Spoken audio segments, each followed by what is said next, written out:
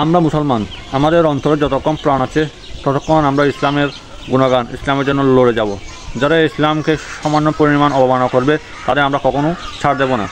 আর যে আমাকে গালি দিল, যে আমার পিতামাতাকে গালি দিল, যে আমার চৌদ্দগোষ্ঠীকে গালি দিল, তাকে কিন্তু ছাড় দেওয়া যায়। কিন্তু যে ইসলামের সামান্য কিছু নিয়ে অবমাননা করবে, সামান্য কোনো কিছু নিয়ে কটূক্তি করবে, সামান্য কোনো জিনিসের প্রতি অসম্মানী করবে, তাকে আমরা কখনো ছাড় দেবো না। সে যে ধর্মের হোক, সে মুসলিম বা অন্য ধর্মাবলম্বী যে হোক না কেন, সে কোন বিশ্ববিদ্যালয়ের ছাত্র, সে কোন প্রফেশনে, সে এমপি মন্ত্রী যাই হোক না কেন, আমরা কখনো তাকে ছাড় দেবো না। আর অনেকে তাকে পাগল বলে এই ঘটনাটাই যেতে চাচ্ছেন। তাহলে সে যদি পাগল হতো তাহলে তার তো অনেক, সে একজন শিক্ষার্থী, তার আরও অনেক বই থাকতে পারে, তাহলে সেগুলো কেন অবমাননা করলো না? সে কেন আমাদের ধর্মগ্রন্থ ইসলামকে নিয়ে অবমাননা করলো? তারপর সেগুলো সে ফেসবুকে প্রচার করলো। সে যদি পাগল হয়, সে আবার ফেসবুকে প্রচার কীভাবে করলো? এইসব কিছু অবশ্যই সঠিক তদন্তের মাধ্যমে তাকে শাস্তির, সর্বোচ্চ শাস্তি আমি ফাঁসির দাবি জানাচ্ছি।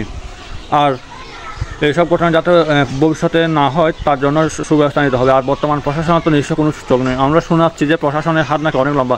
ভাই, তাদের তো চোখই নেই, তাদের লম্বা হাত দিয়ে কী করবে? তাই যারা এইসব ঘটনা ভবিষ্যতে করবে এবং করার চিন্তা করছে, আমরা মাথা থেকে সেটা সরিয়ে ফেলুন।